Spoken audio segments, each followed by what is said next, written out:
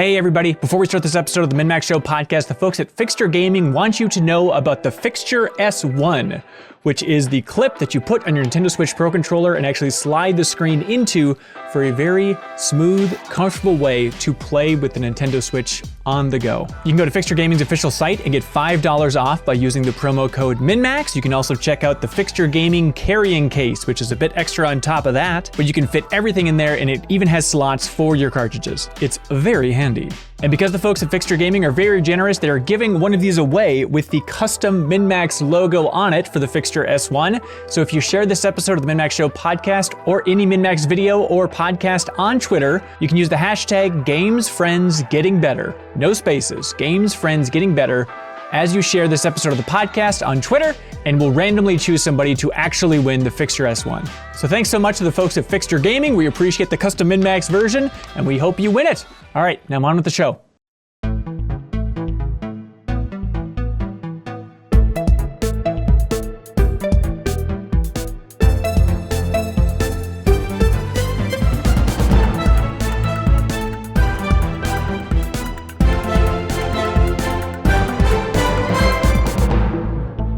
Hello everybody and welcome to the MinnMax Show, a place about games, friends, and getting better. I'm Ben Hansen, joined by Kyle Hilliard. It's me. Joined by Suriel Vasquez. It's me also. And special guest, Rebecca Stone. Welcome. Hello. Thank you so much for inviting me. Absolutely. You're from Twinfinite, doing writing over there, and the Nintendo Shack podcast, and you have really carved out a beautiful niche for yourself of you have become a go-to Zelda person. So congratulations, you've hit it. Thank you. I love being that person. How did this evolve? Like, everybody has their favorite games, but you've done such a good job by like, okay, I'm streaming Zelda. If you're talking Zelda, you need Rebecca Stone or you're nothing. Is there ever such thing as too much Zelda? That's a good question. Kyle, have you ever been Zelda'd out? No. And you wrote a book on it, Kyle, and still. I know, that's what I was thinking. I was like, did I come close that time? Maybe, but no. But welcome, Rebecca. It's an honor to have you on this holy episode of the podcast, because this episode of the podcast is a big one, all about The Legend of Zelda, Skyward Sword HD. There's a lot to unpack this. It feels like we're traveling back in time 10 years ago. We can kind of relay all of our lives, where we were at when we first played Skyward Sword, every old debate from 10 years ago. Let's blow the dust off it and get back into it. But Suriel, you've also played Skyward Sword HD, right? Yeah, I'm about halfway through it. I think most of the way through it now, actually. But yeah, I've played quite a bit of it. I wrote an impressions piece for Polygon, which you can read on the site right now.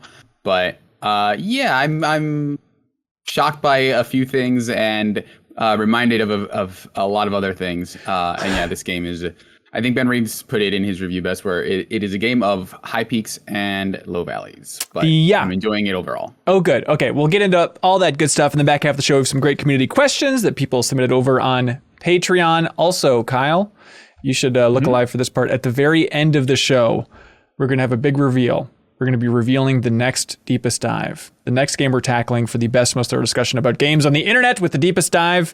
It's going to be timely, but it's an old game, Kyle. What could it be? Here's a tease. I downloaded it last night. Ooh, all right. Check it out, So everybody. everyone go and check Kyle's files if you want a little spoiler for what it could be.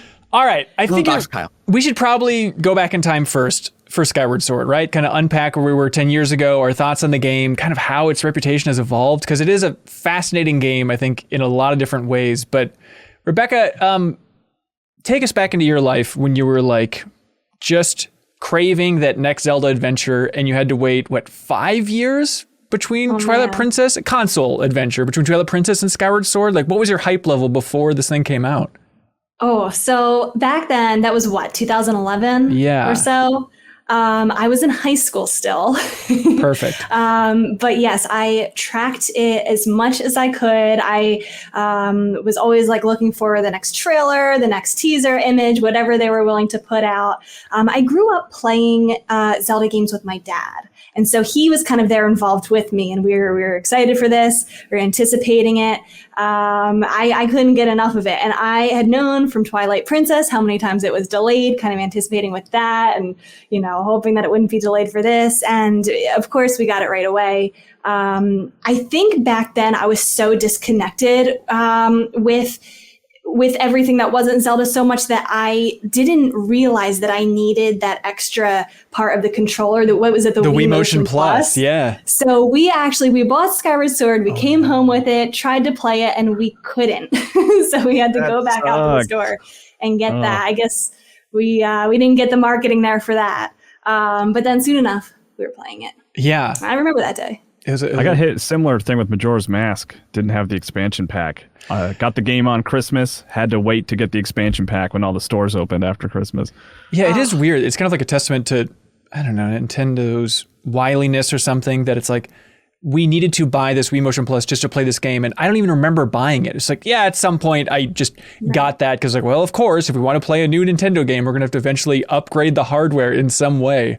Yeah, but this was. I mean, it wasn't even so much. Along with it being the Motion Plus required game, it also came in packed. Like there was a special edition that came in with the Wii Remote Plus, which is just like the remote with the Motion Plus inside it, and that's the bundle that I got. And I remember it's like, well, if you need to upgrade your Wii basically to get this, this was like Nintendo's biggest kind of motion controlled traditional game at this point of like, this is entirely controlled with the, well, not entirely, but like, you still use an analog stick, but like this is like the big motion Zelda that Twilight Princess like kind of couldn't be because it was a GameCube Wii title. Yeah, I really went nuts yesterday and like immersed myself in all of the old review coverage and preview coverage for Skyward Sword. And that is definitely the unifying theme for all the reviews, is everybody basically said, this now finally reveals the reason for the Wii's existence. Like, it took a long time, but this is the first game where it's like motion controls are actually great. And we're looking forward to the bright future of motion controls. And I don't know how... Did they not play Wii Sports? Right. I don't know how many examples there are after this of like, this is awesome. But like to the point that IGN's review, they said, quote, after slashing enemies with motion controls, I never want to go back. Like, that was definitely the idea. It's like, well, this is Zelda moving forward, is just all in motion controls. Like, do you remember that, Rebecca? Do you remember falling in love with the motion controls? I remember being intrigued by it because I mean, the Wii Sports, it worked well enough. I think that was just such a big craze. Everybody had Wii Sports. Everybody was into that. So I think I was excited to see how that translated to a Zelda game. And I remember thinking, like, it would be pretty cool to slash around the sword, kind of like it's really me doing it. I'm trying to remember how much it actually clicked with me at first. The only thing that I really remember is having a really hard time flying with the motion controls, flying in the sky. I think that was the hardest part for me. So I think generally it worked well besides that for me. Yeah, I remember like some Girahim fights were a little bit wonky back in the day and stuff, but overall I was like, okay, all right, I get what people are saying. Stab was That's kind of a problem. kicker. Yeah. But before this game came out, I was back at Game Informer at the time, and it was a cover story. And it was a super exciting one because they showed it at E3, so people got a little bit of hands-on there. And then for Game Informer's cover story, it was like 6 hours, and we were in, Eldin Volcano? Is that the name of the volcano surreal? Yeah. Yeah, and so this was so exciting because when it finally was like whispered amongst the office that, oh, Skyward Sword's going to be our new cover, it was... I think with a lot of Nintendo deals, it was just, they were promising the moon. And what the original idea was that, okay, I was the video producer back then, Rebecca. So I was like, okay, video producer, you're going to fly to Kyoto, and Nintendo says they're going to give us a full tour of the studio developing Zelda, and you can film everything. I was like, are you kidding? That's insane. And then, of course, like a couple weeks later, it's like, oh no, it turns out no video allowed whatsoever. But we did get like some exclusive footage to like cut together for video previews and stuff. But hype was certainly building. And it was a lot of discussion about like, this feels like another Wind Waker, except you're flying around and exploring these sky islands instead of the islands in the ocean. And I feel like that discussion didn't really hit as hard when the game came out. And mostly people were just talking about, this feels like a really strangely contained Zelda game. They kind of miss the overworld. But Kyle, do you remember like your first reaction playing the game then? Yeah, I mean, my life was absolutely insane. I have never had a crazier year than 2011 because I just transported my pregnant wife to Minnesota to start a new job at Game Informer. You make it seem like she's in a U-Haul or something. Yeah, it was right. It was an RV actually. I see. But like, so new job, new state, first time parent, and then I was like, damn it, I am making time for Skyward Sword. I don't care if I'm like losing even more sleep and stuff like that, but like the motion controls for me were very much like, I was thankful they worked rather than being like enamored with them and wanting it to be the future. But I was like, I'm glad it's functional. This is definitely, I feel more engaged than I have any other Wii game in terms of motion controls. But it didn't feel like it was locked in for the future of Zelda. Thankfully, frankly, you know? Yeah. I'm trying to remember like the arc of the reception, because being within Game Informer, certain someone gave it a 10 out of 10 back at Game Informer. So there was a lot of hype, a lot of pressure on that thing. And critically, like, it kicked ass. I mean, it's 93% on Metacritic. And then when I started listening to a bunch of podcasts around that time, I remember like 8.4 was pretty critical about it. Other people on podcasts were kind of pointing out, I think, some very accurate things now in retrospect, where it's like, okay, people were a little too over the moon. But now it's just like, I feel like the tone soured on Skyward Sword about a week after launch, and I don't know if it's ever recovered. But like, Rebecca, do you remember like where you're at for just like love of the game right when it came out? I feel like this tends to be the case with a lot of Zelda games where at first release, everybody's, loving it. Everybody's into it. This is the greatest thing ever. And then as a little bit of time passes, it starts to sink in of, oh, well, you know what? Maybe this part wasn't so great, or this part really wasn't as perfect as we thought it was at first. I think we can say the same with Breath of the Wild and how everybody was talking about it that first week. Yeah. How dare you? How dare you? Well, I mean, there is always that. The public conversation. Yeah. Especially when I think when you have a lead time on a review. I remember the lead time between reviews and the actual release of the game being kind of wide, and I think that was the case for this game. I think where people were like, well, it's like they did it, like they made another fantastic Zelda game. But yeah, this feels like it's in line with something like BioShock Infinite in terms of games that were just like people were falling over themselves to praise, and then like once people got a hold of it, they were like, yeah, I don't know about that. I don't know what everybody is thinking about, but there's definitely a lot of great stuff in there that we can unpack. But like, I'm trying to think of the Zelda games that have risen after release and sank after release. Like Breath of the Wild, I understand it's contentious, but there's still those people that say it's the greatest game of all time, and I'm certainly nearing that end of the spectrum. But in terms of like big swings, what's that? I was saying, I think it's pretty consistent with Breath of the Wild, but like Wind Waker has had a weird wave of like ups and downs. I feel like that's mainly gone up since release, though. Don't you think? Totally. Absolutely. Yeah. And I'm trying to think, Skyward Sword, I think, has gone down since release. Twilight Princess, I think, has gone down as well. I think Link Between Worlds has gone up in a big way, where there's now that crowd of like, oh, actually, if you're paying attention, that is secretly the best Zelda, which is a hot take. I'm trying to think, Rebecca, what are the other trajectories of the Zelda releases? Oh, I don't ever remember hearing people talk about Link's Awakening too much until like it started to become rumored that they would remake it for the 3DS. Right. And then all of a sudden, everybody wanted a remake of Link's Awakening. Yeah, something was like, oh no, that was actually my Zelda. That's the best Zelda. It's certainly, I was going to call it the quirkiest Zelda. Is that fair? Yeah. No? I think it's definitely not the quirkiest Zelda if you have things like Zelda 2 in the discussion, you have Four Swords in the discussion. Majora's Mask, I think, has been another one that I think has slowly gone up over the course of its lifespan. I will be the one in the chamber saying that the Oracle games are way better than anyone has given them credit for. And they're so good. Ages is probably my favorite 2D Zelda, but... Which I didn't realize until diving into the development of Skyward Sword, but same director as the Oracle games. So Fujibayashi. Which is interesting. Which is like, there are very clear connections in the marketing, especially between this game and Breath of the Wild, which I think also has the same director. So it's weird to see history, but I think I think it always is a weird reception, like a kind of a reaction to reviews in a lot of ways, that kind of stuff. Where, the same way that like, the the House in Congress always like loses seats depending on what the opposite party of the president is. Like it's always a reaction to the initial thing, right? Right. Yeah. So if this game came out and everybody gave Skyward Sword an 8, you think now it'd be like in that, I don't know what the equivalent is, Double Dash territory? Everyone would be like, no, critics were wrong, Yeah. Double Dash rules. I totally think there would be some degree of that for sure.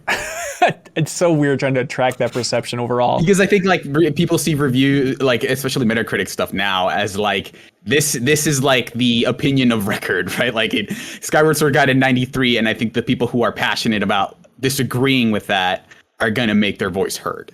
Yeah. Believe it or not, the best resource I think for like learning about the development of Skyward Sword is there's an Old Iwata Asks, which is still up, which is great. And it's like, Kyle, I don't know if you've read that recently, but it's like 6 parts long. It is massive. And they go through like every area in Skyward Sword. And it's fascinating just because it seems like the larger story that's being told. But about hold on, do they go through each one twice? Do they like do, revisit yeah. them? And then during the actual Okay, good. interview, this creature keeps walking slowly up a hill, and they have to stop every once in a while to take care of it.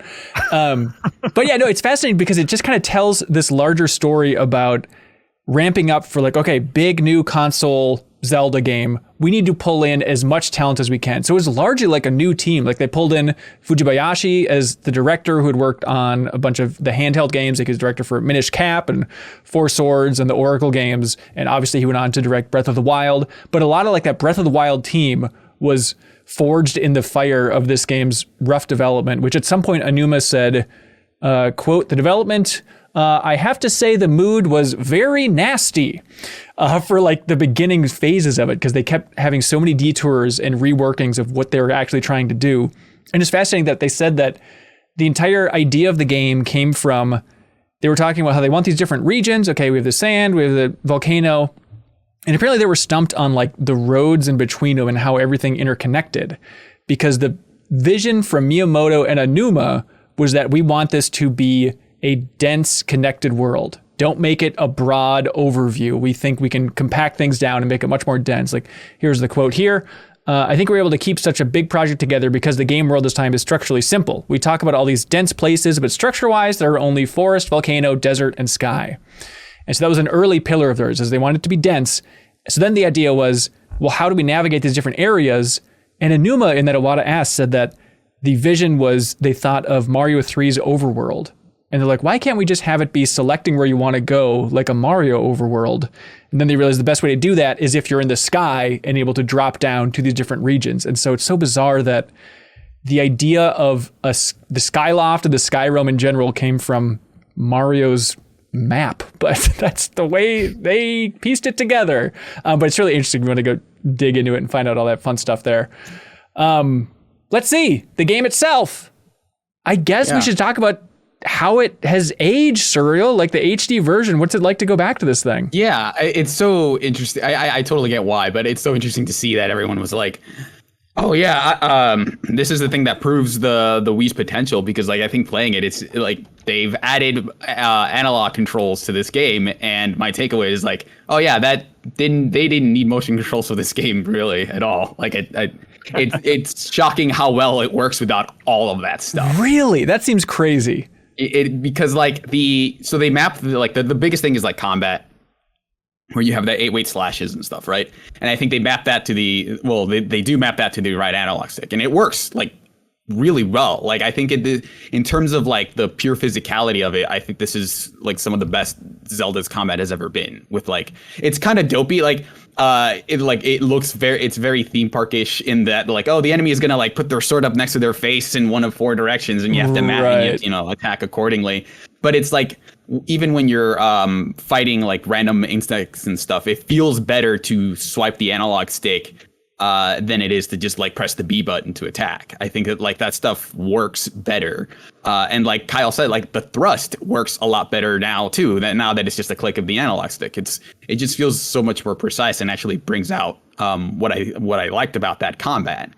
But yeah, so overall, like the like throwing stuff, like the bombs being thrown overhand or underhand, like all like the whip, I think they all feel better with an analog stick, and it's kind of shocking just like how well all that even stuff the works. whip, huh? The whip feels better on the analog stick? Because that's a Wii thing that's like consistently fun. Like Metroid Prime 3 is like, the whip is great. I totally get it. Like, I'm sure there are people who are going to prefer the motion controls, and those are still here, by the way. They didn't get rid of them. Yeah. You can still use the Joy-Cons and stuff. But like, there is just something about like knowing the combination of knowing that every time I like you flick the stick with the whip, and it still feels cool because, you know, like latching onto those birds and stuff, it's like forward flick and then backward flick, and it feels cool. And I think there are people who are going to want to do the whole motion, but I think for me, I like the precision and accuracy of that. But I like that they didn't just replace everything with the button press, that there is a motion to it. Which I think feels better. And I think that's just not a thing you're going to get in other Zelda games. Like, I don't think you're going to have that same physicality because you don't need to, because it's all going to be button based, right? So it actually kind of makes it stand out a little bit in a different way among other Zelda controls. It's so wild that, I mean, Kyle, didn't you have a bet with your wife saying that it was absolutely impossible to ever port Skyward Sword? And now Surreal's just like, yeah, it turns out it's great. Just using buttons. It was, it wasn't necessarily that I thought it was impossible. It's just that I thought Nintendo was dug in their heels and would just never do it, because like everything they ever said. I mean, there was like an interview as recently as like, I don't know, a year and a half ago where Onuma was like, yeah, no, you'll never see Skyward Sword without motion controls. I don't think it was like a year and a half ago. I think it was, okay, maybe it was Game Informer, Brian Shea, like you can Google it. Oh, that's like, right. It was pretty recent. Yeah. And so, and like, it's fun. Yeah, I did have a bet with my wife about that. And it's like, the funny thing is like, she won the bet. They did release a version without motion controls. And I couldn't be happier to have lost that bet. I'm so happy that I lost that bet, you know? There are things that I think, you know, they didn't do a lot of the kind of reworking for stuff that they did in other Zelda remasters. So they're, like, the dowsing is still there. The goddess walls where you have to draw shapes on the wall to get items to pop out of them. Okay. That stuff is all still there, and you can tell, like, oh, this was like, you have to explain to people who haven't played the original, like, oh, this was there because they had the Wii, right? Like, but it is interesting to see, like, okay, well, if this game doesn't need the motion controls, then like, what other Wii games like still have that stuff that in a way that feels quintessential? And I did, like, in writing my impressions piece where I go into depth about, like, well, if Skyward Sword doesn't need them, what does? And I think the only two games that I came up with are like the Wii Sports series, and WarioWare Smooth Moves. I think to me, those are my two games that I think are fundamentally broken without motion controls. You're saying Zack and Wiki could be played in 2021 on a Switch right now if Capcom really wanted it. Can't really be played in 2021 because no one's re-released it. But good luck having fun with Boom Blocks, Surreal. Yeah, Surreal. That'd be so easy. They should just end that sentence there. Good luck having. No, but I think it's interesting to see, like, because for an entire generation we had like stuff where every game on the Wii had to, like, they basically had to do the opposite of what they're doing here, which is like take a bunch of button controls and turn them into waggle motions. And it just like goes to show how like blatant that stuff was when like the reverse is just as possible. And like, it doesn't feel like it feels frustrating to have spent an entire generation where it's just like, all these motion controls just like feel very needless, and to have this feels like a vindication of that, of like, yeah, you could have just had button controls all along and it could have worked almost as well. That blows my mind. And like, they streamlined a bunch of other stuff. Like, Rebecca, what do you think? Like, when you played the game originally, what was the most annoying thing? I don't like the Wii remotes at all. Not just because of the motion of it, like the sensor and the batteries running low so quickly and everything. So it's not the motion part that I hated. I just hate the Wii remotes so badly. Yeah. I'm also playing the game too. Oh my God! Oh, I had no idea. I'm sorry. The past few days, and I have tried it in all the ways. I do agree that I've been playing in handheld the most with the button controls, like you were describing. I do feel like that is such a natural way to play it. You're absolutely right with what you're talking about how they could have done it this whole time if they really wanted to. But you're right with all the puzzles. Like, it's clear that it was a Wii game, you know, that all of these mechanics and puzzles were made in mind for that motion. There was one point though that I've been playing so far that I actually did go back and change to the motion controls, just because I was having such a hard time with getting the right analog stick sword to go like where I wanted it to go. It's that first boss battle with Girahim. I actually switched over to the separated Joy-Con so I could swing my sword in the direction that I wanted it to go. That's the only case where I've had that happen so far. Yeah. I do like the Joy-Con better than the Wii remotes. I wouldn't mind playing more in motion. Yeah, I don't know if they'd ever reveal it, but I would love Nintendo's stats about with Skyward Sword HD. What is that percentage breakdown for people trying to play with Joy-Cons versus just going normal controller? Yeah, the irony is that I have a pair of Skyward Sword Joy-Cons being shipped to me at the moment, like right as we speak. So I now those are probably the ones that I use, but it's that's the all interesting. But it's like I'm glad that it turned out this way, because it just feels like, okay, great, I can just play this on the go. I don't have to necessarily worry about like setting it up in tabletop mode or whatever, and doing it that way. But yeah, I feel like I don't think that solves all of the game's problems. I think some of the stuff that people talk about long view with that game, I think are still there. But I think I also kind of differ from like the crowd there in that I really dig a lot of the dungeons and puzzles and stuff in this game a lot. Yeah. But I also totally get the fact that like this feels in a lot of ways like the smallest 3D Zelda, because there's not a ton of exploration. Yeah, it's that weird thing where after now Breath of the Wild, when everybody's, the one central point, other than weapons, I understand, is everybody saying, God, I wish the dungeons were a little bit bigger, a little more elaborate. And now it's like Skyward Sword is nothing but dungeons, is my memory. Is like anytime you're below the clouds, it's just one long dungeon to build up to the big dungeon, right? Yeah, it is all like puzzle areas of like you have to do this to move this thing, and lots of like you're basically kicking down a lot of ladders once you're done, where you're like, okay, I completed this area, now you get to do the thing where it's like you kind of seal this area and it lets you backtrack.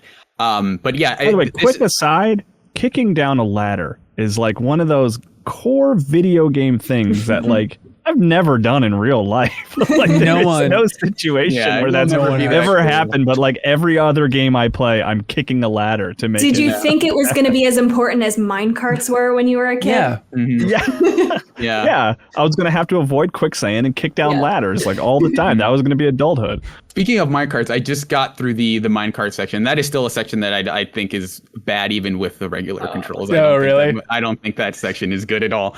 But yeah, I so far it feels like the first two dungeons are pretty simple.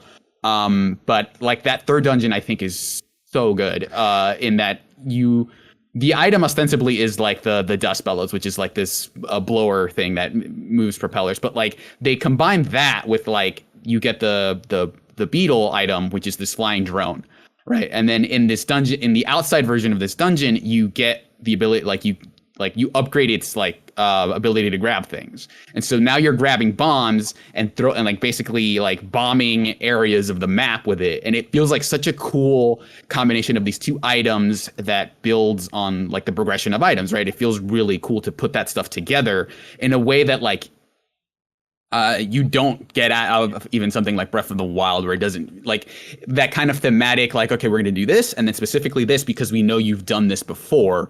Like that kind of iteration, I think, is something that felt a lot flatter in Breath of the Wild. Not that those like the shrines and stuff, I think were really clever. Yeah, I see what you're saying, but like that progression of stuff, I think is both thematically, I think is really cool, and it's just not. It wasn't a flavor of puzzle solving that you got in Breath of the Wild. So I'm really glad to get like a strong dose of it here. But I think that's a reaction you can only have in the wake of Breath of the Wild offering you like, okay, if you want exploration, just go play Breath of the Wild. Whereas in 2011, it felt like Spirit Tracks is the most linear Zelda game, and it's kind of like it's dungeons and nothing else. This is basically in that vein. I wish there were a more like exploratory Zelda. So like that frustration at the lack of variety and like exploring an actual world was like definitely valid, and it led to Breath of the Wild, right? So I can almost appreciate it more now than I did then. Yeah. And it's interesting going back and reading previews and reviews and stuff. Like people were amazed just by small things when the game first came out about like, oh, if you're on fire and then you take out a bomb, you'll explode. And they're like, that type of systemic stuff you wouldn't expect from Zelda. And it's now funny post Breath of the Wild, where it's like one of the most, if not the most systemically oriented games of all time, but still like these little touches that got their start here were just blossoming then with this crew when they got to create the next Zelda. There's a lot of that in Skyward Sword. As I'm playing through it again, I'm realizing how many things they took from this game that are going to seem so, I guess, rudimentary, if that's the right word, to people who have played Breath of the Wild first and then are going back to this. Yeah. That seems so basic now that Breath of the Wild just have built upon. Like the climbing, there wasn't really as much climbing in Zelda games before this. The sailcloth, the stamina was such a novel thing at the time. And Breath of the Wild, I feel like, has built on that so much. So it's so easy to look back and think, oh, well, like, this is so basic. But at the time, that's kind of where it all started. Yeah, and there's even stuff like the systemic stuff, things like, oh, if you're wearing a metal shield, you're more affected by lightning attacks. If you have a wooden shield, it'll get burned off by fire attacks. And even things like upgrade, having different equipable weapons and shields, and finding like these little upgrade things, which I don't super care for here, like having to do like because the Highland Shield is in the game, you're going to get it eventually. So I'm not investing too much in like, I need to upgrade this shield because like eventually I'll just get the perfect one. Yeah. And like finding all the different like collectibles and insects and stuff that like the way it was more of an ecosystem in this game, it was definitely a lot simpler than it is in Breath of the Wild. And it kind of feels like, I don't know that you necessarily need this, but I kind of see where you were going with it now. Yeah. Okay, Rebecca, walk me through this. You're playing Skyward Sword HD. Outside of the motion controls and overall controls, like what stands out about the design? What's hitting you in a big way? So I haven't played Skyward Sword since it originally came out. So it has been 10 years since I played it. And I thought I remembered a lot of the game, but as I'm going back and playing it, I'm realizing, oh my gosh, oh yeah, I totally forgot about this. It is surprising to me how inspired this game really was at the time. The desert area doesn't feel like any other desert area in any other Zelda game. That's so true for the volcano region and the woods region and the items. There's items in this game that aren't in any other Zelda game. You were talking about the whip, the beetle, the gust bellows. These don't exist in any other Zelda games. The whole time, I'm at the part of the game now with the time shift mechanic, and I won't spoil too much for the first time players. But it's so cool. It is so cool, and I feel like they just haven't done anything like that in any other Zelda game. It feels really inspired that they didn't do just another desert. You know what I mean? Right. Because it's like, God, I'm trying to remember. It's like, isn't there something about transforming the desert to make it a little more livable? I'm trying to remember. Yeah. It plays with past and present. Right. I don't want to get too much into it, but it does change things. There's like a present past thing that like it, kind of affects puzzle solving and also does a lot of lore building at the same time. And like and Kyle, you mentioned that like you do go back through areas multiple times, but I think that it doesn't feel like the Pharaoh Woods section where you're retreading, I think does feel a little bit samey, but like I'm at the part where you're doing that for the desert, and like the mechanic they introduced there feels totally different from what they do the first time around. And so I think that stuff is really cool. Like I remember even in 2011 thinking like everyone is too distracted by the motion control stuff to think about how different these dungeons are, how cool that stuff is of like you're in an open area, but you're effectively in like phase 1 of the dungeon, and then you get inside, and then like here is the actual dungeon that it builds and iterates on concepts from the outside inside. Yeah. You're so spot on with that, honestly, because I feel like so many people were caught up. Like that's the only discussion we ever heard about Skyward Sword is the motion controls, and it didn't really allow people to talk about what is good about this game, and there's a lot of good about this game. But it was also bundled with Fee sucks because she's constantly explaining what a rupee is after you've been playing the game for 50 hours, which is unacceptable. But the good news is they got rid of all that annoying crap, right, for the HD version? Yeah, much better. Like, I do want to remind you though, Hanson, that like you just got a red rupee and it's worth 20 rupees. Oh, so interesting. I think you should put it away and not spend it all in one place. Okay, cool. So, I'll make a note and put it on my monitor. Yeah, go ahead. Don't worry about it. I'll remind you about it later. But I think that stuff is mostly gone. I think there's a couple of sections where Fee will pop out and tell you stuff. Like there's one really like dumb section where you're climbing up the great tree and you're hearing this snoring sound, and you're ascending the tree. You're just hearing it constantly. And then by the time you get to the end of it, like you're basically around the corner from the cutscene, Fee will pop out and say, "Hey, do you hear something?" And you're just like, "Yes, I've been hearing it this entire time. I've been hearing it for the last 10 minutes. What are you talking about?" And she'll do stuff like that where it's just like, there's like a hint system where you can usually get hints, and all of them have been useless. I've occasionally referred to it, and it's like, "Yeah, you're in the Lariu Desert.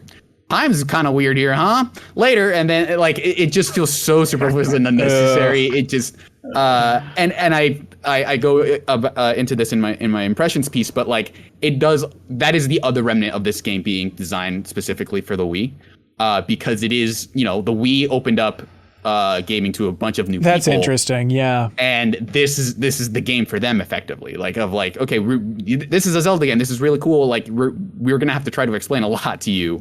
So it does feel like that is where that comes from. But now everything is a lot quicker here. Yeah, because you can speed through dialogue. You can skip cutscenes. Yeah, that fee stuff is largely optional. I mean, that just seems very simple, fundamental stuff you would have expected. Oh, to have been absolutely. In the I'm not trying to forgive the original design, because it's just so frustrating that the game can be have so many brilliant design ideas in it, and then just those big things it just whiffs so hard on. But this is sacrilegious. But I remember when the game came out. When I say first game, but when the original game came out. I really enjoyed my time with it. And I know this is insane, but this is the first 3D Zelda game that I finished. I've started all of them. I made it to the Water Temple twice in Ocarina before being I'm not smart enough for this. And it's probably not fair. I should probably power through it. But it was so weird to have that perspective when I first played this game of being really blown away by this game and having such a great time. And maybe it's just when you're a series as legendary as Zelda, no pun intended, that everybody can only see the flaws. It was so infuriating to just be wowed by this game, and yet every fan that I was listening to was like, yeah, but this sucks, this sucks, this sucks. And you're kind of losing that big picture of yes, but still, as a whole, it is an insane achievement that they pulled this off. And so, yeah.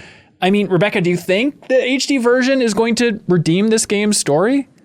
I hope so. I hope that now that there's more ways to play and that that fee is not as annoying and those things that seem to be taken care of. And there are some other things that I think are not so great about the game that they didn't take care of.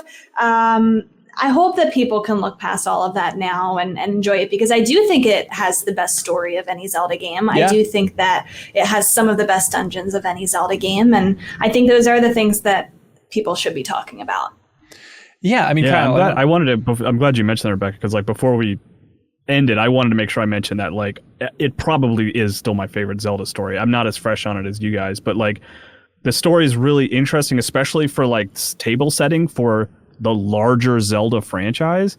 And I also think that iteration of Zelda, the version of her in the game, I think is my favorite Zelda, just in terms of the way she looks and her agency that she has in the game, and she's my favorite Zelda, and I'm really excited to go back to it to sort of re-examine that story after having played Breath of the Wild, which has lots of Easter eggs for Skyward Sword. You know what I mean? They're almost at the beginning and the end of the sort of the timeline, Mm-hmm. Right. And so, yeah, another big complaint about the game is that the opening section takes a long time, which reading Iwata asks, this might be a slight hint of why, but apparently Aonuma himself, who's the producer for this game, was the actual planner for the entire Skyloft area. So they talk about that. Iwata asks, hey, you finally got to do that school storyline you wanted to do so much. And it's okay.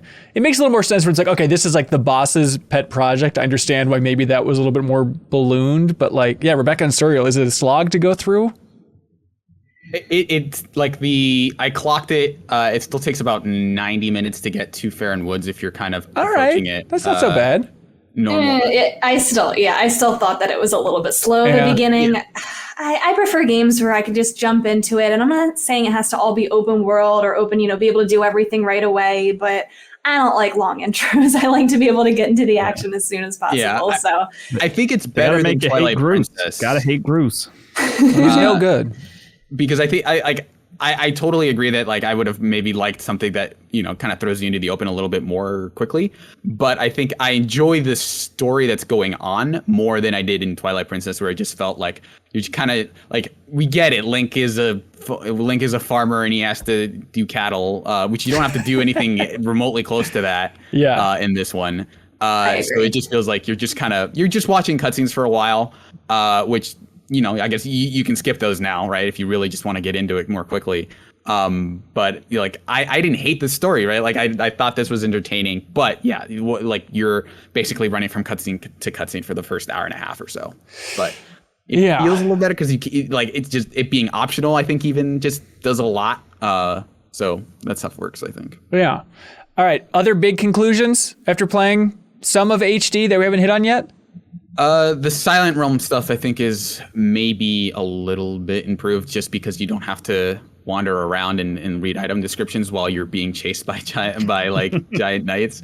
I still think they're really frustrating in that, like, if they find you, you have to start the entire thing over again. Oh, that's right. Okay. I'm very curious. I should actually do the research and actually see if they change some of the numbers there, because so like, if you don't know what they are, the Silent Realm sections are these sections where you go into like a spirit version of an area you've already been to, and there are these little tiers everywhere, like in Twilight Princess. And you have those, and then you have these little other tiers that kind of highlight the other tiers on the map for you. But it's a stealth section in that there are these like knights roaming around, and if they spot you and attack you, you have to start the entire thing over. It's so scary. It's really tense. It is maybe like the most tense part of like any Zelda game because of that, of how high the stakes are. But I'd be curious to see, because they tell you like, oh, if you get one of the tiers, like the main tiers, you kind of fend them off. Like the knights won't do anything for 90 seconds or whatever. And you like they tell you like you can fend them off if you're just constantly collecting things. And I'm wondering if they didn't increase the timers for that stuff, because they felt a lot easier than they did in the original. But maybe that was because I was reading item descriptions while I was trying to figure out where these things are, and that made it frustrating. And I haven't gotten to the underwater no collection sections yet, which I think were maybe my least favorite part of that game. I remember that being a little bit annoying, and like, you know, the whole fighting that same boss multiple times, which apparently was another Anuma suggestion, according to the Sawada Ass, is Fujibayashi said that Anuma had one big request for the game, which was, quote, a giant enemy attacks a motorcycle. That's right. A giant enemy attacks one place and you have to do something about it. Like, I love that. Just true translation, you never know what the hell's going on, but I love that, like, he was just really passionate about this idea about an enemy attacking one spot and you had to go defend it. It's so interesting how sometimes the whim of like someone in charge just affects like an entire section of people just like, I think that'd be pretty cool, and everyone's just like, well, like that's going to be the next 2 or 3 months of my life. Yeah, I guess we got to do it. But is that section about the same as we remember? Just kind of a little annoying. I've only done it I think I've only done it the one time so far. But that boss, I remember the last thing before you do the final boss. I remember that part being super frustrating. But the first time, because I already knew what to do, it felt like, okay, yeah, let's just get this out of the way. But I totally see that section. I remember those sections being like, yeah, let's just get through. I remember there like that, the Silent Realms and the music collection collectively making me feel like there were several sections of that game where I was just like, yeah, let's just get this over with. I want to get back to the good stuff. Yeah. Kyle, you're going to play through this whole thing, 40 plus hours of it. Yeah, I think so. I think I'll even help the monster guy below Skyloft. Oh, Petro! Gratitude crystals. Very generous of you. Yeah, I did all those, man. I 100%ed that game. I love that game. Jesus. Boss rush. What where do you think it ranked? Yeah, hey, you want that Hylian shield? Yeah, I'm gonna have to do that. Where do you think it ranked, Kyle? In your big Zelda ranking? Oh boy, putting me on the spot. Lower on the sort of 3D tier. Yeah, let's go 3D. I mean? If you want to, honestly, this is going to be super controversial. I won't give you like a full list, but I think I would put it above Wind Waker actually. Ooh. Which is insane. I know. I'm leaning that way too. Really? My Wind Waker thing. I love the way Wind Waker looks and sounds. But the thing is like I don't love the ocean, and there aren't enough dungeons in the game. There's only like 3 or 4. You know? Yeah. I think you and I, Kyle, I think we're like big dungeon guys, right? Like and when Dungeon Bros. Yeah, we're Dungeon Bros. So I think when that part of the game is weak, I think it affects our ranking of a Zelda game higher than maybe because there is cool stuff in Wind Waker to explore and stuff, but more so than in even Skyward Sword, obviously. But like, I think those dungeons to me are pretty crucial when it comes to Zelda design. But yeah, you're right in that. Like, I think Wind Waker still looks better than this. I like, I like younger Link a lot more than older Link. But in terms of actually playing through it, I think I might be enjoying it more than Wind Waker. Oh wow, Rebecca, do you have a ranking of 3D Zeldas? Man, it's so hard to me because, and I feel like this is so cliche to say at this point, but every Zelda game is still better. Even the worst Zelda game is still better to me than most other games. Yeah. So even though I might rank it above another game, that doesn't mean I dislike the other games. Okay. I might put this above Twilight Princess, but still kind of on the lower end. I think I still enjoy Wind Waker more and the others more. The only thing I love Twilight Princess is just that whole first half of the game. It takes a long time to like just get going with it. Speaking of long intros, like that, although Midna over fee though, right? Midna over fee, Yeah, Midna over fee for sure. It's really not fair because like the game is not about fee in the way Twilight Princess is about Midna. Yeah. But this does make me very curious to revisit Twilight Princess because I have not played that game since release, and it's been even longer than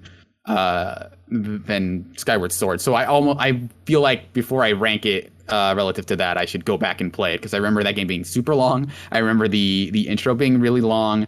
I remember the wolf stuff not being very good, and I remember the one where you get the claw shot dungeons being one of my favorite dungeons. There's some really good dungeons in Twilight Princess. I think Twilight Princess and Skyward Sword do have some of my favorite dungeons. Yeah. Well, there we go. The big HD version's out on Friday. Let us all know what you think of it. I'm so curious to just try and get a feel, I guess from Twitter, I don't know, Patreon comments, just to try and get a feel for what people think. I don't know, Twitter polls, I guess we'll set some up. Yeah, just a fee, Surreal, for how people are feeling the trajectory of Skyward Sword. If this is the big redemption story that it might be. But hey, Kyle, do you know how this whole thing operates, how this whole podcast exists? Is it a sword with a personality that talks to you periodically? That's exactly it. That can be found at patreon.com/MinnMax with 2 N's. Go there to unlock a bunch of benefits. And thank you to our biggest supporters like, look at this natural transition. Hello Hyrule. Hello Hyrule is the premier Legend of Zelda travelogue podcast. In each hour-long episode, we take a deep dive into a new location in the series, starting with Skyward Sword, and ask the hard-hitting questions like, Rebecca, you're welcome to answer these as we see fit. Is Link's Ocarina made out of time shift stones? Okay, she's thinking. Or, where do Loftwings go when we're not riding them? And is it morally okay to only allow one student to graduate a year? Whether you're about to revisit Skyward Sword... Hard-hitting questions. I know. Whether you're about to revisit Skyward Sword with the upcoming remaster or you're visiting Skyloft for the first time, this play-along podcast is the perfect travel companion for you. So grab your sword and your sunscreen because tours are open today here on Hello Hyrule, available wherever you find your podcasts. Hello Hyrule is not responsible for any food poisoning experience while listening. Also, thanks to I Am 8-Bit for their huge support of MinnMax overall. They want everybody to know that you can get the Sea of Thieves triple album on the I Am 8-Bit wonderful online store. It is a tropical island colored vinyl with pop-up papercraft and center labels that are just beautiful. Music by Robin Beanland. If you want to celebrate Sea of Thieves in style, check out I Am 8-Bit's online store. There's a bunch of great stuff in there, and you can get it all for 10% off if it's under $100 by using the promo code BottleRocket. Bottle Rocket, all one word for 10% off everything at I Am 8-Bit Store. They support us in a big way, so please help support them. And they support us in a couple ways. One of them being they ship out a wonderful prize from their online store every single week to a MinnMax community member, somebody that submits a great question over on Patreon. So we're going to choose our number one favorite question, Rebecca. Remember, as we go through these questions, remember the best. And then that person wins a Rocket League vinyl. Rocket League Cross Monster Cat Greatest Hits vinyl album. But Is it too late for me to ask a question? Oh, you can go on Patreon, yeah, and just deposit it real quick. We'll get it in there. All right, before we get to all this good stuff, we should kick these suckers to the curb. Kyle and Surreal, thank you for being here. Would you want to clap out at the exact same time? All right. Ready? We'll figure 3, 2, 1. Janet Garcia is here. Welcome, Janet. Yay! And Leo Vader is here. I'm tagging along too. Welcome. Yeah, you guys came as a duo. I mean, on opposite ends of the country, but both here at the same time. Magic. Because we need your help. Because we have some great questions from the community, and I need you to help remember the best one and then argue with Rebecca about what that best one is. Okay, great. Here we go. Oh, also, by the way, Rebecca Stone, everybody. Leo Vader, Janet, Rebecca. And they're waving for the audio listeners. All right. Hey, look at this. Victor Pham writes in and he says, what remasters have significantly changed the public reception of a game? The original Nier was widely panned on its original release with a 68 on Metacritic, but the recent remaster has a much better score of 83 and is generally looked upon much more fondly by the public. Remasters changing perceptions, the big question of the episode. What do y'all think of as like a go-to example? RE2, but it went from being like a really great game to an even greater game. Yeah. I don't know if that counts, but... That's a good one, because you're totally right. Like, when the game came out, was it 98, 97? Whenever it was, I don't know if it was like really up there for a Game of the Year contender, but then when the remake came out, I mean, it was our Game of the Year, and I think other outlets were certainly putting in that realm, so that's a good one. Yeah, for the tippy top. I think of... not to steal yours, Rebecca, but like, I think Wind Waker, the HD version came out at like the perfect time, streamlined enough stuff, and finally the internet had matured, which you rarely say, to the point of realizing that yes, childish art does not have to mean that it's a bad game, or just more ageless and timeless art does not make it a game for kindergartners, which apparently everyone was screaming back in 2003. Not just that, but the Swift sale, I think, was a big game changer for that remaster. Yeah. I did think of that. I was also going to say a lot of 2D Metroid remakes or remasters, I think, kind of helped those games. Thinking of Samus Returns. Oh, yeah. Even Zero Mission being a remake of Metroid 1, I feel like made it so much more accessible to like anybody who's trying to get into Metroid. Yeah. No, that's a good one for sure. Yeah, I don't know. This isn't really, well, it's not a remaster, but this question just made me think of like ports in general. And one of the most fascinating little sagas in the game industry over the last couple of years, to me, has been like Hollow Knight's journey and how that game came out. And there were a handful of people being like, that's pretty good. And then when it was brought onto Switch, suddenly it was like, well, now it's a Hall of Famer.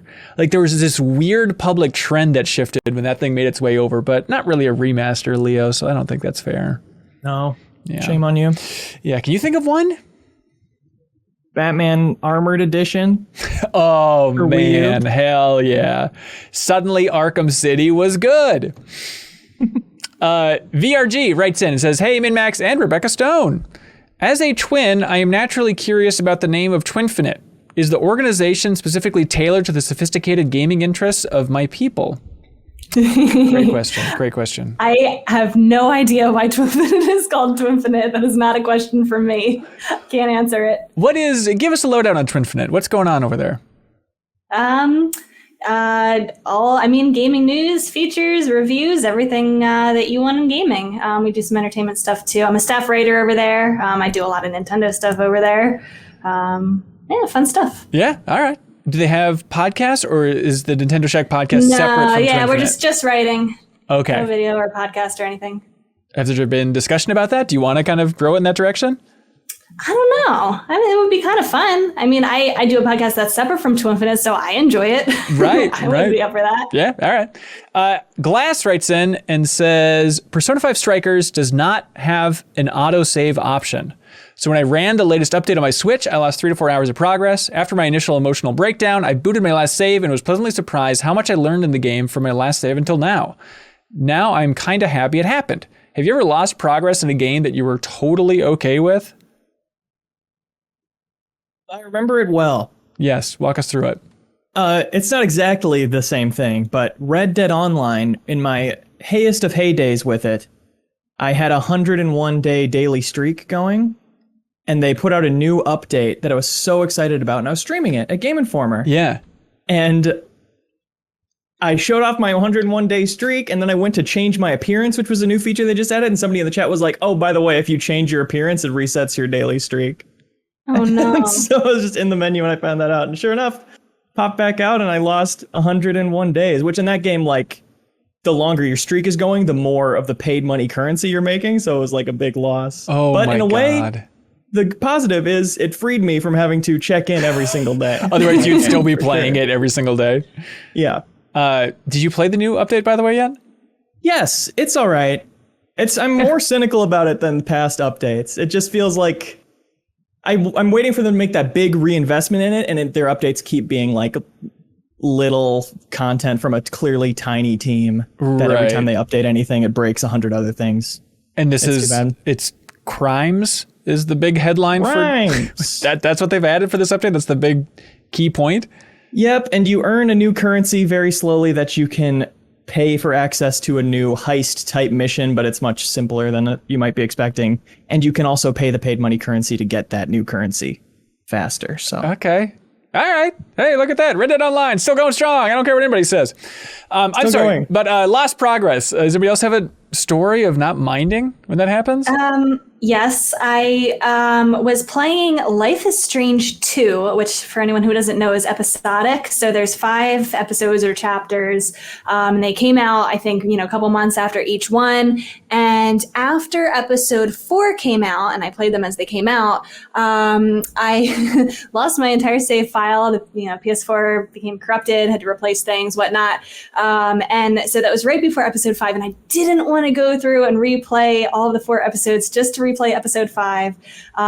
Luckily, they did something in Life is Strange 2 that they didn't do in the first game, where they made it that you can start from any episode. It will just randomize your decisions that you make. Oh, it's weird. Like a choices matter type game. Yeah. So I actually didn't mind it too much, because I had, when I played it, I made decisions that ended up being not so great in the long term. So it actually randomized it for me, and I went into episode 5 making better decisions as it randomly drew for me. That's a good lesson, because now I didn't have to go back and replay episodes 1 through 4 again. I could just jump into 5. I didn't have my decisions, but I didn't care anyway. Well, that's nice, because now moving forward, you realize that morally you're better in life if you just leave all choices up to like a random number generator. Yeah, whatever. Just flip a coin and you're doing all right. Exactly. Forrest with 2 R's over here says, hello, minimum maxers. Hello. What game do you think you could speedrun? Or which you'd be interested in learning? Are there any games you think would get pretty far in blindfolded, like in last week's amazing Mario 64 run at Summer Games Done Quick? Oh, I didn't watch that, but that sounds fantastic. Yeah, the speed running games. Anybody tempted? Does anybody have one on the tip of their tongue? Me. Yeah, what do you got? I do somewhat speedrun A Link to the Past. It's the only game that I really do that for. I can beat it in 2 hours. That's pretty good. Wow. Do you have to shatter the game by doing that, or is it just conventional but really knowing what you're doing? There's minor glitches and stuff that you do to kind of optimize it and do things quicker and kind of skip the worst half of the Ice Palace dungeon that nobody wants to do. So you do a bomb jump and you skip half of it. That's nice. Okay, so the bomb jump's like the craziest move? Yeah, that I can do. Okay. That's awesome. I take it you're into like that randomizer then with the items where yeah, it puts it all I've done over? The randomizer. I haven't done it in some time. There's a lot when you learn speed runs and randomizers and things like that. You think you know the game, but once you kind of dive deeper into that and you really kind of learn like, oh my God, I didn't know those mechanics, that was even possible. So it's pretty cool stuff. Yeah, you have to fun. love to hate the game to play it that many times though. Oh yeah, absolutely. Is it just like a Twitch thing for you mainly? Like if you weren't streaming it, do you think you'd still be doing speedruns of Link to the Past that much? Probably not. Okay, but still, it's fun to dive in for sure. Yeah. Mitch writes in, he says, hey, Ben, years ago on the Game Informer Show podcast, you correctly guessed that Death Stranding would release before Final Fantasy VII Remake. Please, Mitch, I'm no hero. Now I must ask you to repeat that feat. What do you believe comes first, Kojima's next game or Remake Part 2? Kojima's next game. Yeah, definitely. Does anybody think otherwise? I feel like Remake Part 2. Like, I'm going to be an optimist. Why not? Why not? The world's crazy. You never know what's going to go down. Why not this? They have their weird intergrade, interspersed, inner whatever. Like, they got some stuff cooking. Like, yeah, sure, but they just released that interspersed. And so it's probably going to be a while. And the big debate is like how they're going to handle it. If this is going to be the open world entry, I'm in the camp that they're probably saving the open world Final Fantasy VII for Part 3. is what I think. So maybe that would speed up this one a little bit, but still, I think it's going to be a while. And there are like those weird rumors about Kojima making a deal with Microsoft and maybe something involving streaming for his next game as well. So maybe that'll be more like on the smaller experimental end of the spectrum. If there was just like a little more info about it, like official info too, because a lot of it is like I heard from a place, from a person. Totally, yeah. Then I would probably definitely say the Kojima thing. So the second Kojima says anything concrete, I have probably lost this bet. But even though we're betting nothing, I don't even think we're going to remember that we had this conversation. But if we do, maybe it might work out. I don't know. Janet, I promise I will never forget this conversation.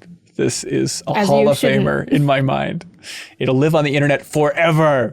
Catherine Gilbert writes in and says, I'm a kind of player who loves playing alone and do not mind being mediocre at things. Yet it feels new games absolutely want to be online, multiplayer, and or score-based. Why? Am I wrong for wanting to play alone, or is it just the way the young people play and I'm an old school player now? Good question, Catherine. It's not wrong that you only want to play single player games. I think that's completely fair. And, you know, there was a time when the only multiplayer that you could play was local couch co-op. And I feel like a lot of people did grow up playing only single player games. And that's just the kind of thing that you like. I feel like that's almost a genre when it's, you know, within itself, single player. It's just what you prefer. There's nothing wrong with that. And especially when, like, I know it's not the larger or the largest industry trend, but it seems like with the release of something like Star Wars Jedi Fallen Order or, you know, Sony during the PS4 generation, it seems like there's still business people somewhere in the game industry that are saying, single player story-based games are actually a good way to make a lot of money if you do it super, super well. So it's not like you're, you know, on a melting iceberg out there, Catherine. I think you're fine. I support you in your gaming decisions. Oh. I don't care what Leo says. So Travis Brinkley writes in and says, hey, MinnMax, this question floored me. When was the last time you finished a Ubisoft game? I like that question. It's really a humdinger. I feel very called out by this question. All right. Okay. Leo, that's pretty good. I think you're a champion here for Odyssey. That wasn't that long ago. That's just the story. None of the DLC, not a ton of the side stuff. Right. And obviously you play a lot of Rainbow Six. That doesn't really count here. You can't finish it. I'm waiting for credits to roll. Yeah, I know it's frustrating. I'm playing a long time now. Now that I think of it, Odyssey, I think rolled credits and then there was still main story stuff you could do. So I don't know how you say whether you finished that game or not. But I remember seeing credits and then Joe Juba was like, no, you're nowhere near close to being done. And I said, yes, I am. Prove me wrong. I think it might be Rayman Legends for me, which is what, 2013? It's a while ago. Does anybody have another one? I don't know if I've ever finished one. I've played lots of them. It's really crazy. The end screen on one. Yeah. Yeah. Janet. Are we counting? Are we counting Mario Rabbids? Yeah. Since it's that counts. Then that would be probably the last one. I feel like I need to defend my experience with Watch Dogs Legion because I did put in a lot of time. I just didn't finish it because it just was one of those things where, you know, other projects came up. Like I was playing that game as someone that was leading the guides project on that game, which meant that I mostly like delegate work and I do like a little bit of work, but you're mostly just like assigning things. So I really was only playing the game to better understand how to edit and assign and like look at the scope of the project more so than trying to finish it. Usually I do still try to finish it since back when I did guides, most of the games I played were guide games. So it's like, okay, if I don't beat those games, then those are all the games I'm playing that year. So it's like, we might as well. And I did enjoy the game. Yeah. But now it's like one of those things where it's like, am I really going to go back? Because it's not like it was hot fire anyway. Yeah. But I'm so salty that I didn't finish it because I was pretty far in, but I don't know. I'm sure I could finish Watch Dogs Legion in 45 minutes, but I just haven't had the impulse to go do it. Yeah. Are you going to check out that DLC, Leo? The Bloodlines DLC? I know we had it in the Show Plus poll and didn't win, but I fully intend to. And it's very interesting that you can play the whole game again as those characters, like custom dialogue for the entire campaign. I'm very curious to check that out. Weird. Yeah. So with Aiden Pierce and Wrench from Watch Dogs 2. That's right. Old mode for both of them. Set in the future. Cool. Hey, Swanky Orc submitted a question over on Patreon saying, hey, cohorts, I was thinking of all the consoles and their variants, so I wanted to see what your top 3 favorite consoles are by design only. Design, it's really tough, but design only. Swanky Orc says their top 3 are Series X, PS3 Slim, and the Dreamcast. This is tough because it's so bundled with nostalgia. The GameCube is definitely in there. Yeah. I don't know if it's number 1, but no, it's Janet, great. you're right. It's a little cube, and it comes in all different colors. You got that little handle. It still is, to me, like the pinnacle of design, which is silly because it is just a little cube, but it's cute. And it's like, it was so distinct. And like, I think the way that you like load in everything and even the way the attachments stack in, it's basically just a shorter Xbox Series X, because the Series X response like kind of floored me. I'm like, really? It's just like a black tower. But I'm like, well, the cube is just half or a third of that size, but it's just a different. cute It's small, little it's tower. Cute. I don't know. I think like the colors are a huge thing, and like that GameCube purple, I think that puts it number 1 for me. And like the handle, silly, rarely ever used, but it's nice. Like it changes the tone of what's going on. It's like, I think Steve Jobs was big with like the Macintosh, that like he wanted the front. Leo, you're an Apple guy, correct me if I'm wrong. He wanted the front to kind of look like a smiley face. Wasn't there something like that? And I feel like the handle in the GameCube that sounds true. Okay. The handle in the GameCube is like that similar idea of just like it conveys friendliness, even if it's the most impractical thing. So I will say the PSP Go, I think, was the ideal factor for a handheld for me. It just became so small, and then you slid it up, you know, like a T-Mobile Sidekick or whatever. Yeah. For the controls. I wish there was like a Vita level handheld with that form factor. And also, the Wii U has really grown on me in hindsight. Wow. I really appreciated being able to like bring it to the bathroom, like watching Netflix and then switching it to the handheld and going into another room. But the question was the design. Like when I hear design, I think of like the look Just of it more than visuals. like the form factor. Like now you're getting into like the how the console functions. This is purely a superficial, like someone who wasn't a gamer could answer this question just by looking at the models. Right. If it was in an art I museum. don't like the gloss of the Wii U. I don't like any kind of gloss. Yeah, it's like a weird. It's like a weird shape too, and like something wasn't right. Something wasn't right. Nintendo you thought know? so too. It was small. And I think they knew that too, you know, being as it kind of just died. The SNES Junior, I really like. The it classic has like, thing? Yeah, well, yeah, because it has like it's like sort of smooth, and it has like, I don't know, it's sort of parsed down. And it's funny because for the longest time in my mind, that was what the SNES looked like, because that's the one I had. Yeah. So then when I saw the regular one, I was like, what is this hideous thing? It looks so weird in comparison. Yeah, okay, so not the classic. This is just the redesign of the old Super Nintendo. Yeah, the SNES Junior. So Yes. it looks sort of like almost slightly curved. Yeah. But yeah, it came out like really late in the life cycle. Like I think the N64 was already out. So it was like, who is this for? It was for me and my family only. Yep.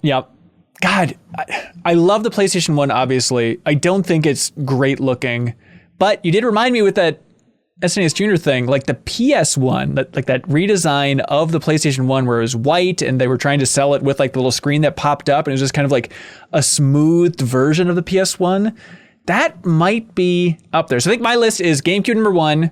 I'm putting Dreamcast number 2. I understand the controller's a little funky, but I think it's got a good look to it. And then I'll go PS1. So the redesign of the PlayStation 1 for my number 3. If we're going purely on looks, my final answer for number 1 is the Nintendo Wii. Really? Just on a entertainment system, you know, next to your DVD player or whatever. It's small, it doesn't take up much space, it's distinct what it is. It like looks cool without looking weird, and again, it's small. I can't stress enough how it's not the size of a Buick. All right, there it is. It's fair. And just to be clear, you're loving your PlayStation 5, Leo? Oh my God, love it. Great first. Napping on. Chris Cuevas writes in with an interesting question. I didn't see this one coming. He says, hey, MinnMaxers, it's maybe too hard-hitting for the podcast, but here goes. Everybody brace for impact.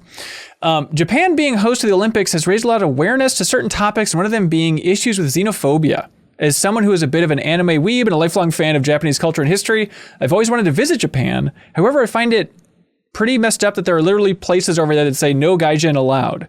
I know some of you have been to Japan, so what are your opinions here? Did you ever run into scenarios that made you feel unwelcome, or do you think these issues are overblown? What are your experiences in Japan like, and would you recommend a visit without hesitancy? Yes, 1,000 times without any hesitation. Please go to Japan. But Leo, did you experience any of that? Of them just like, these gaijin, I don't know. No, in South Korea, no taxi driver wanted to pick us up. Yeah. That was the only time I experienced that abroad, really. But yeah, in Japan, at least in the touristy spots, like, people were very happy to see you. And I was very nervous about doing the, arigato gozaimasu. Right. You know? Just say it but fast. then whenever you hit them with it, they're like, oh, thank you. But occasionally they would go, oh, you speak Japanese. And I would say, sorry. And then you'd sprint away as fast as you could. Yeah. Yeah, I've never really experienced it in a big way. There might be some situations like, a taxi wouldn't pick me up when I was over there or something like that, but then it's immediately overwhelmed by just the shocking amount of support. And just like, if you're looking confused, somebody would always stop to try and help. I remember one time we got a taxi ride, dropped us off at the spot, and we were a little bit confused about, like, is this the right spot? It doesn't look like the right restaurant. And it was like way out in the middle of nowhere. And the taxi driver actually got out of the taxi and literally sprinted around the block just to, like, scout things out for us to make sure that we were in the right spot. It's like, okay, this level is just absurd. So absolutely not, Chris Cuevas. Please go to Japan, everybody. It's wonderful. Sly Cut writes in and says, hey, everybody, my friend and I played a ton of Road Rash 64 back in the day. I recently decided to see if there's something similar to that on a more modern system.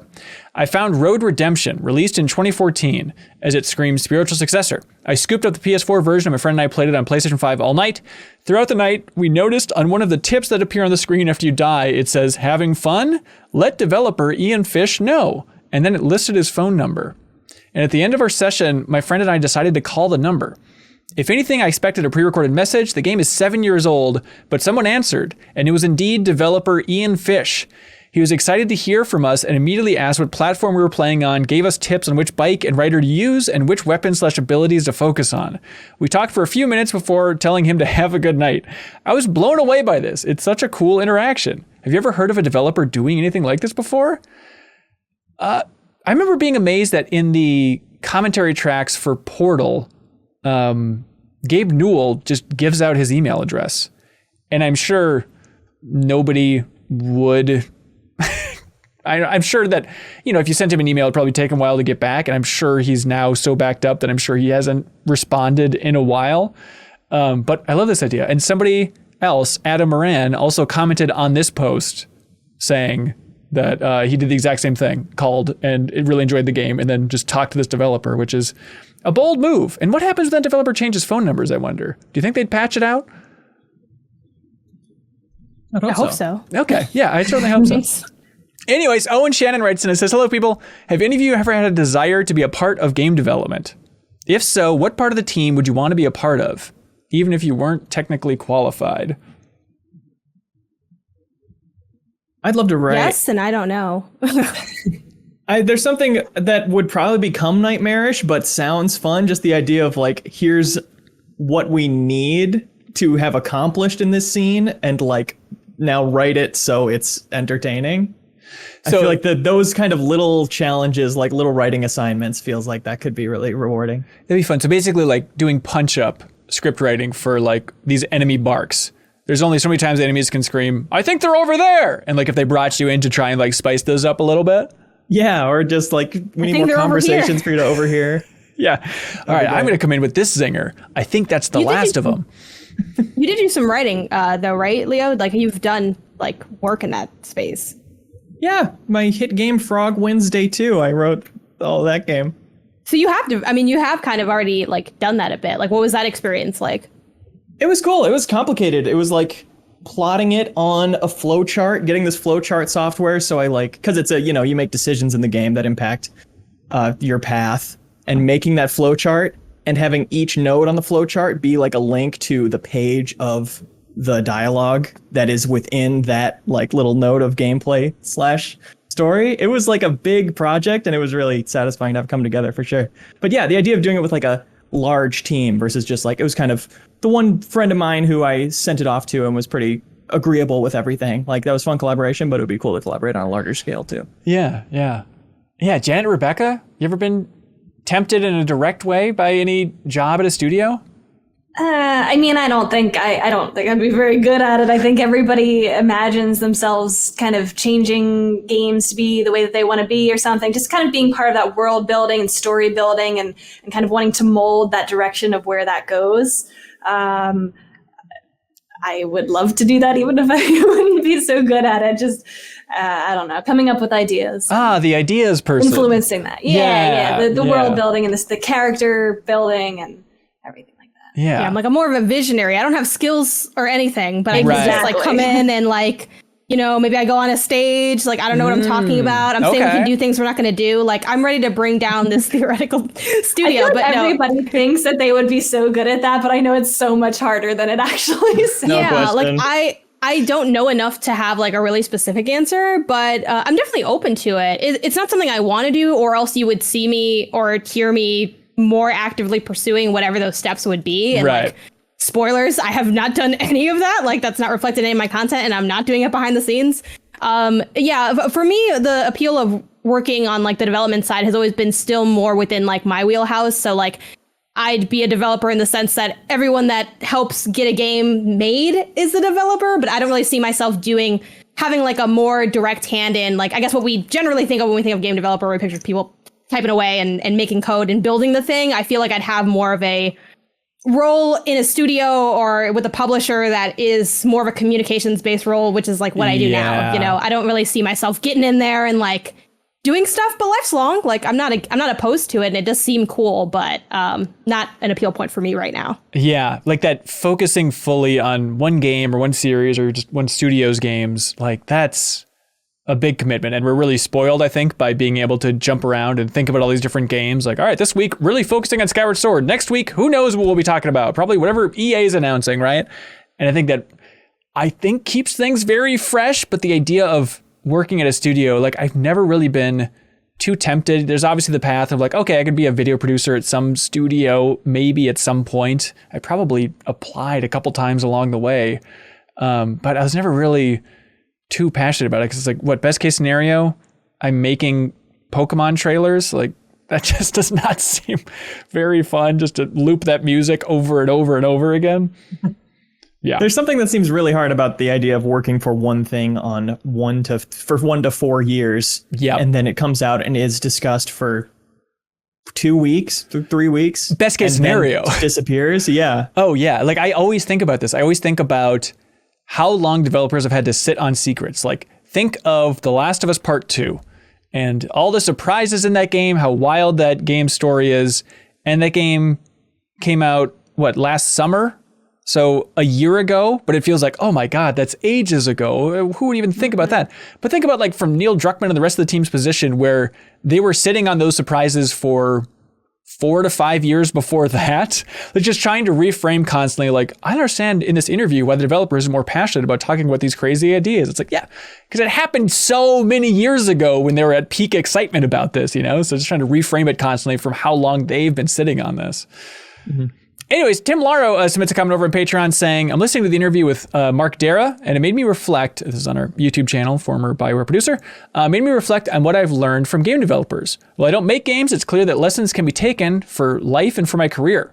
What are some life or work lessons that you have learned from game developers?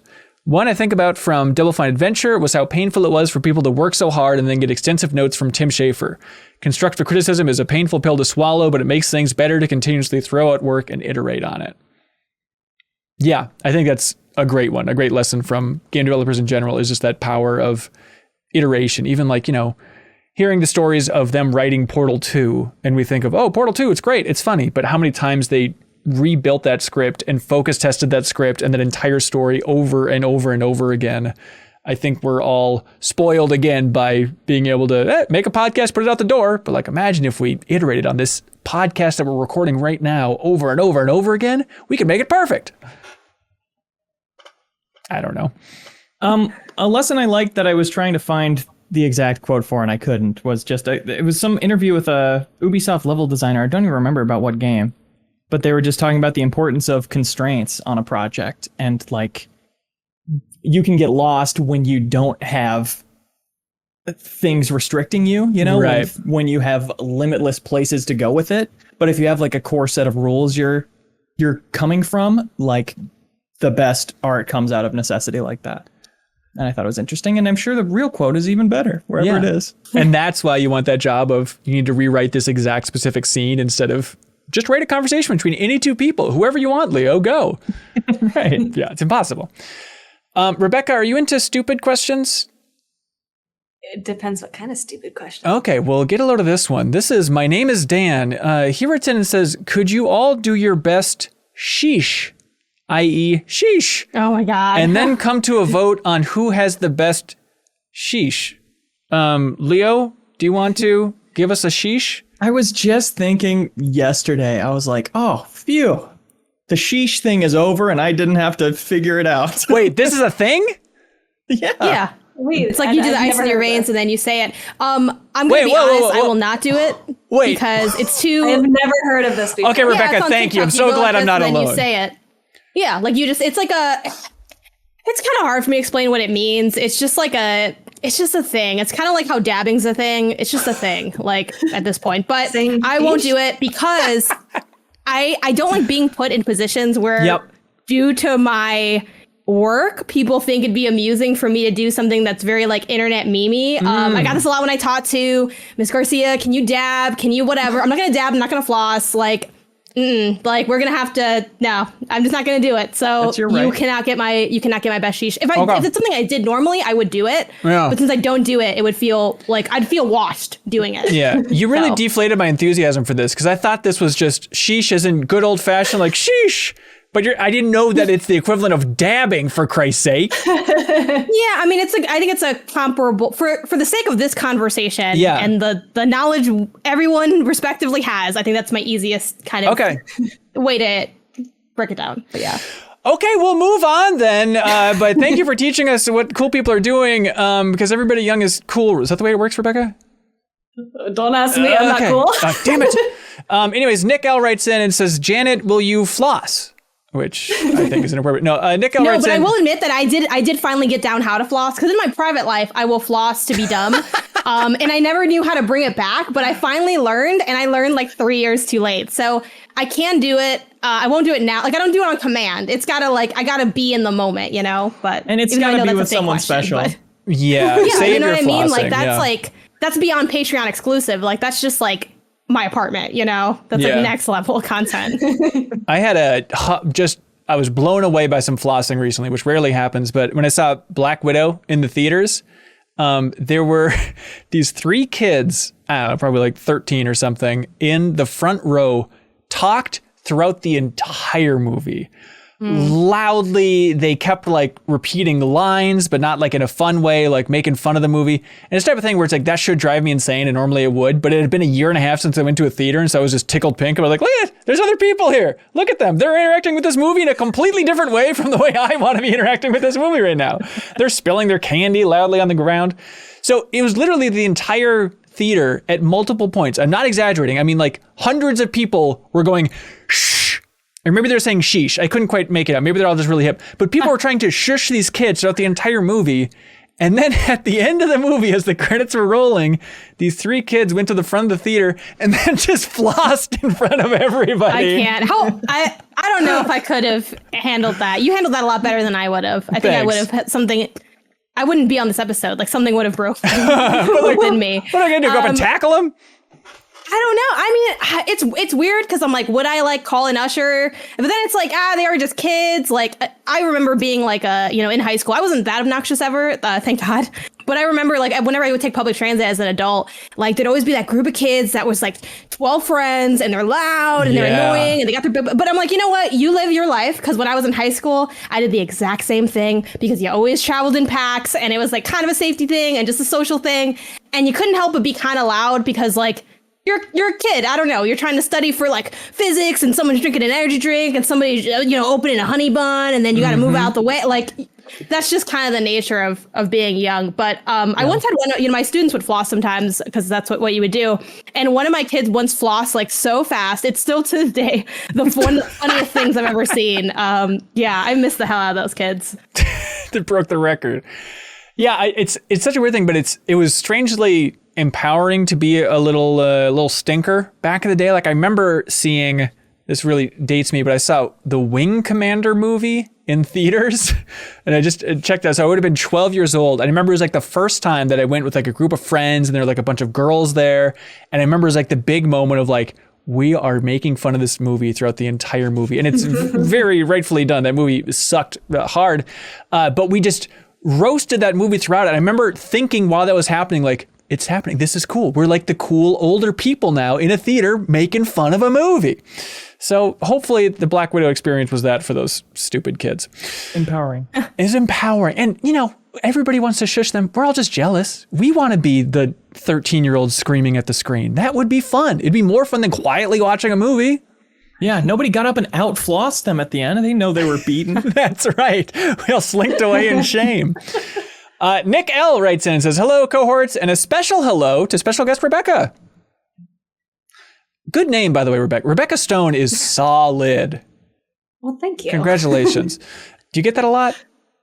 No. Okay. Well, it sounds like it should be a CBS show or something. It's a good or name. like a Marvel it's very character. Jessica Jones, you know? Yeah. I like that. Thank Yeah. you. Stone. It's just a granite Miss pillar of a Stone. name.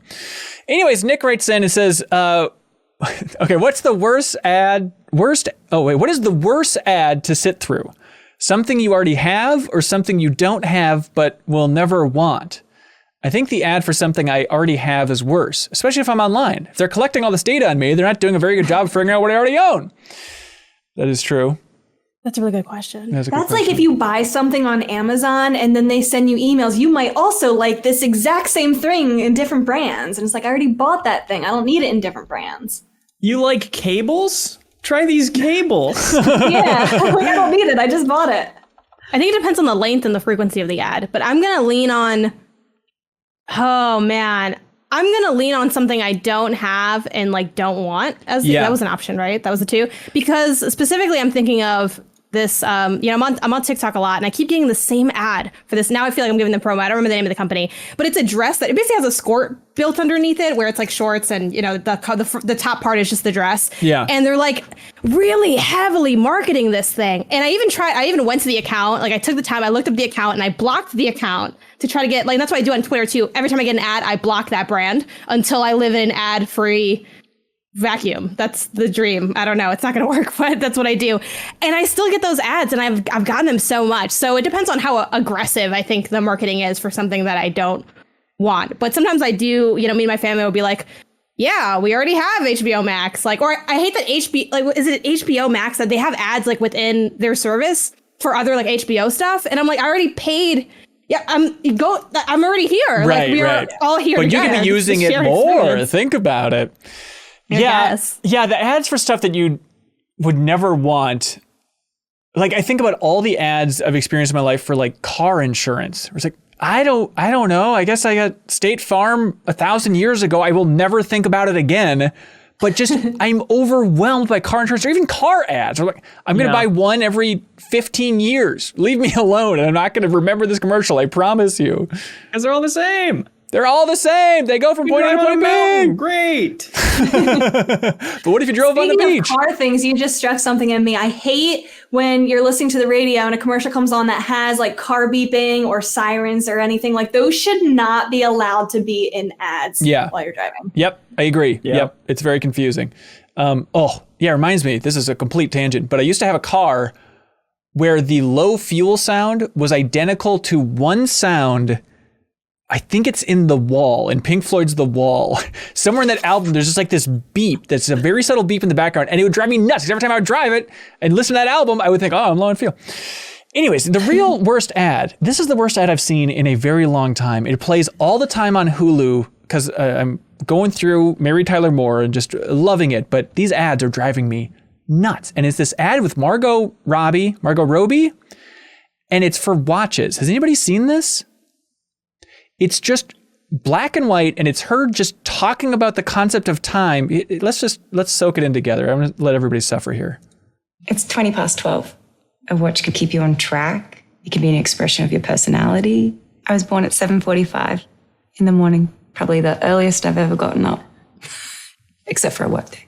It's 11:35. I remember with skydiving, it didn't feel like I was falling. It felt like I was still and the world was rushing past me. It was a really strange feeling, but it went forever. It's 3:05. I think I make the biggest life decisions in a split second. As an actor, you have to cry, you have to laugh, you have to be real, you have to find the truth of it. You have to do it in a in a second. And sometimes it's happening and sometimes it's not. And it's her just rambling about the concept of time in these non sequiturs. How much more of that is there? I wouldn't have known that's an ad, like just listening to it. Yeah, podcast. It is Margot's only bad performance, is her talking about the concept of time. It goes on for 35 more minutes, Janet.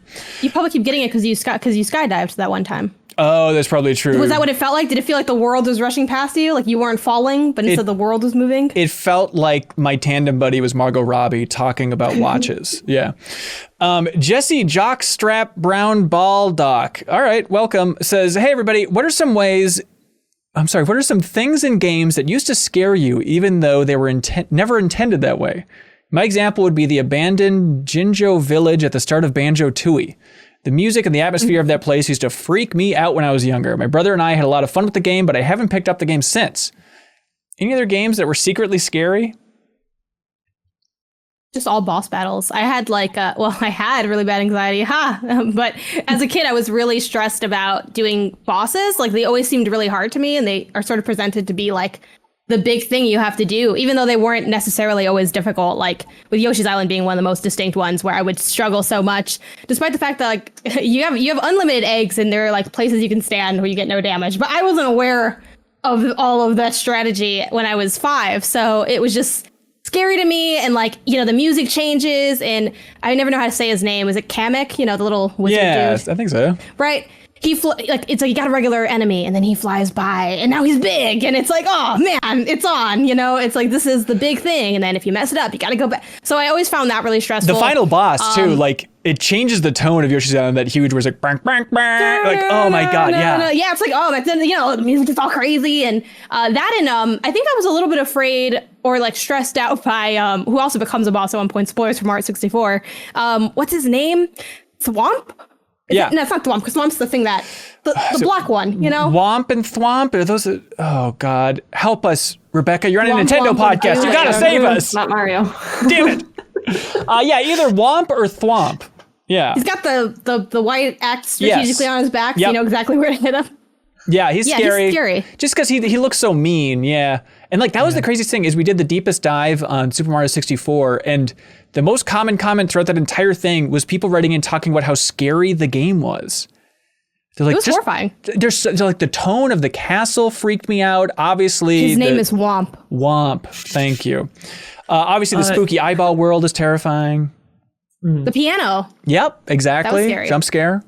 Yeah. Piano's the scariest thing in a game. Oh, yeah. I remember Max Payne's face creeping me out as a kid. What do you mean? It looks like a normal human man. Photo of a weird-looking face plastered onto a 3D guy. I remember seeing images of it in Mac Addict magazine. It's making me uncomfortable. And then later on when you met Sam Lake, I was like, oh my God, this is my truest nightmare. I screamed, yeah. I don't know how scary this is supposed to be, but Myst, people rarely talk about, don't talk about enough how scary that game was. The book. There's a book that you're reading where like one of the brothers or both of the brothers, I forget, are like trapped in this book, and you open the book and it's just loud static, which in and of itself, anything loud all of a sudden is terrifying. And then the brother is trapped in the book and coming through the static, begging for help. And like, that is the scariest thing, is like have something scary that then is begging you for help because it seems like they're in pain. The worst. Makes Myst nearly unplayable. Mike Spam submits a question over on Patreon and says, hey everybody, I have a game for you that I like to call Letting Off Steam. I went to the official Steam discussion boards for various games in search of funny discussion titles, and I've collected them below. Your job is simple. Figure out what game these folks are talking about based on the discussion board topics. Ooh, that sounds fun. Okay, so in increasing cluiosity, I believe is the word. Okay, so first discussion, where's my laser sight? Second question, or second discussion, legendary armadillo. Is this from the same game? Same game. Leo, I'm looking at you. Okay. Third, need car recommendation. Laser sight, cars, legendary armadillo. The fourth, Keanu Reeves calls you up. Cyberpunk? That's Cyberpunk 2077. I'm trying to remember, what is the armadillo in Cyberpunk? Yeah. That threw me off. Is that like a tank or a weapon? Something you can craft? I'm not sure. Somebody should do the deepest dive on that, Leo. Okay, here we go. Number one discussion is can't find dead body. It could be anything. How can I have 0 likes? Can't find dead body is an interesting one because I'm like, dreams? do you want to find a dead body? That's a great question, Leo. There's only one that I can think of. In a game that has likes in it, how can I have 0 likes? Demon Souls? Nope. Am I also being a jerk? It's a great discussion. And then the dead body throws it. I don't know. I don't know if anybody here played this game, but then as a hater of this walking simulator, I have chosen to buy the game for research purposes, of course. Death Stranding? There we go. Death Stranding. Perfect. Somebody wants 0 likes. I like the am I also being a jerk, like what they're doing to other people's worlds. They're wondering like, wait a minute, am I ruining their time? Okay, here we go. Children and sleeping time. Is it possible that your spouse can cheat on you? Weird question. Sims? No. Weird question about livestock not eating a patch of grass. Stardew Valley. There we go. Good job. There we go. And then this is why Stardew Valley rules as a game, because the other big discussion topic is MinnMax meta for spring, which is probably, that should have been our YouTube URL actually. Thank you. Thank you so much, Mike Spam, for submitting that game. All right, Rebecca, not to put you too on the spot, but do you have a favorite question? Submit it over here. There are a lot of good questions. It's true. Okay, we have, just to jog your memory, there's the console design. I like the one about being part of game development. Sheesh was a surprising twist along the way. But does anybody else have one that really stands out? Ubisoft one, I think, was one of those simple, clever nuggets. The Ubisoft one made me think, because I am really searching the depths of my brain to think of a game that I finished, and I don't know if there is one. You're right. Janet, can you get behind that too? Yeah, pretty good. All right, there we go. Congratulations, Travis Brinkley, for the very basic, but you're right, Leo. Like, it's one of those that I've never seen anybody ask, but it does open a new layer in your brain of like, oh yeah, Ubisoft games, you can finish them. So congratulations to Travis. I Am 8-Bit will ship out that soundtrack, the final soundtrack to Rocket League, thanks to I Am 8-Bit. Now it's time for something we call Get a Load of This. Okay. Rebecca, the way this works, we all have a little tidbit. 0 pressure. It could just be completely forgettable. For example, I'll go first. Mine is, there's links below for all these, by the way. Hey, everybody, get a load of this. The Olympics are coming up, right? And there's this gymnast that I'm sure everybody's hip to, Simone Biles. Is that how you pronounce the last name? There is just this tweet that's just showing off, and it says, the angle of Simone here is insane, something to that effect. I think fire, maybe. And it's just a basic shot of a floor, and then her running and then doing a crazy flip in the air. I understand there's a little spring to the floor, but it feels like something supernatural. I've watched it so many times, and it does not make sense how somebody's able to launch themselves in the air and do a 1440. I don't even know what she's doing. It's just absurd. So do yourself a favor and look at somebody doing an amazing thing. There's a link below. It kind of reminds me too, did you see last week there was that baseball player named Fernando Tatis Jr. But everybody was sharing this clip of him because he caught a ball and it looks like he does a double jump in midair. I'll include this link down below too. It's just the most absurd thing because he's in the air and he realizes within milliseconds he's not gonna be able to catch the ball, and he genuinely goes like and just reshifts his weight and moves his feet, and he then goes higher and catches the ball. It is absurd to watch in slow motion, but you know what? Some people are really impressive physically. He unlocked it early. That's right. Jump. Yeah, I'm like, how'd you get there? Like the fabled double jump. It's before he got for the glide. I'm regretting it. Yeah, Kyle told us to get that glider, and I'm like, I never use it. What am I doing here? Leo, you got one? Come up. Yeah, get a load of this creepy doll they shot the movie Twilight with. Rather, the last Twilight movie. I went through this series recently with my girlfriend, and we had a great time watching it. And the baby, sorry, spoilers, the baby in the last movie is clearly computer generated. Yeah. And we looked into why that was, and it was because they originally did have a physical animatronic of the baby, and they had to CG over it. It is horrifying looking. Twilight prop baby. All right, there's a link below for everybody if you want to be horrified. And it's a video that has like some clips from the DVD like extras is where they have footage of it, and it's the actors like holding this ridiculous animatronic. It's very entertaining. Wait, I think I'm seeing a picture of his face right now, and that's horrifying. All right, Rebecca, do you have one? Oh man, none of mine are that good or That's anything. fine. I've been so into the Ask Iwata book lately. So I mean, this book is filled with like so many facts and stuff. Just one of them, just before we started, I was reading some of it, and just the dedication that this man had. I didn't know that he, when he was president, he interviewed all of his employees twice a year, like 100-some employees. So often of the year, like whether they were a top rank or just kind of any old employee, like part-time employee, he would interview them twice a year and really ask them, are you happy with what you're doing?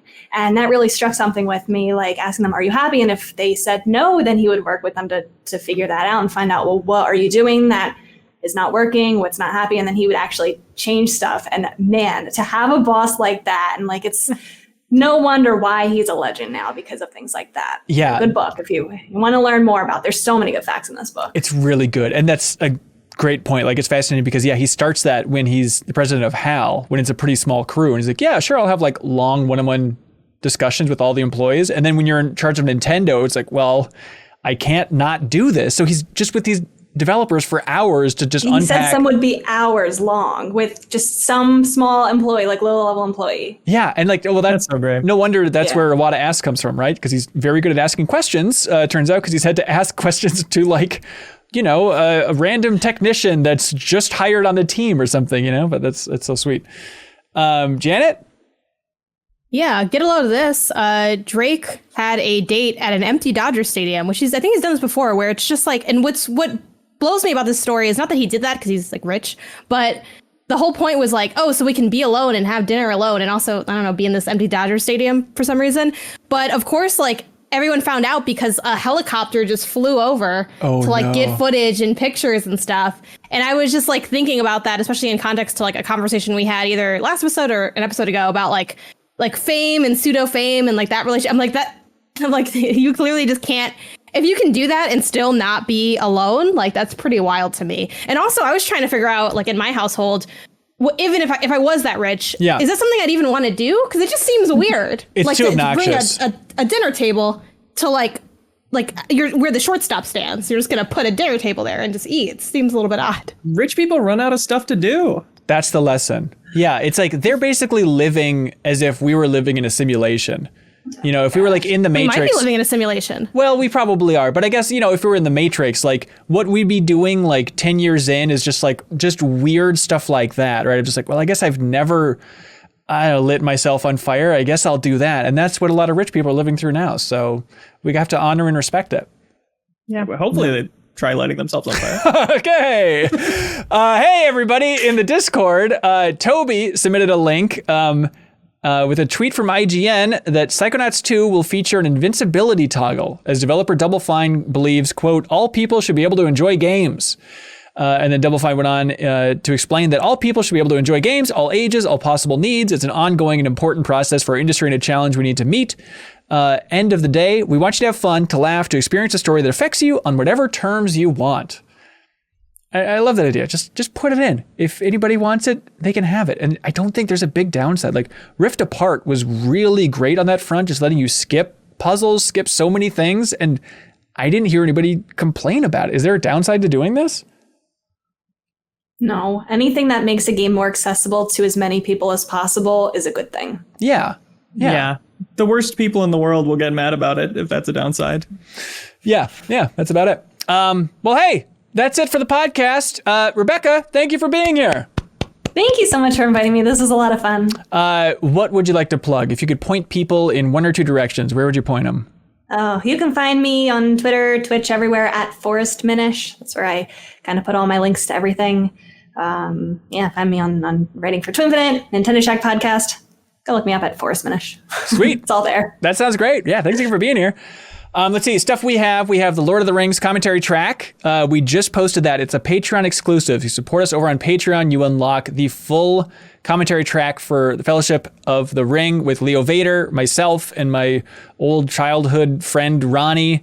It's basically just a podcast that's 4 hours long about Lord of the Rings. So if you're into that, check that out. We're going to be doing the rest of the trilogy. Somewhat about Lord of the Rings. Yeah, we talked about Lord of the Rings every once in a while, but the people that listen to it seem to like it so far, Leo.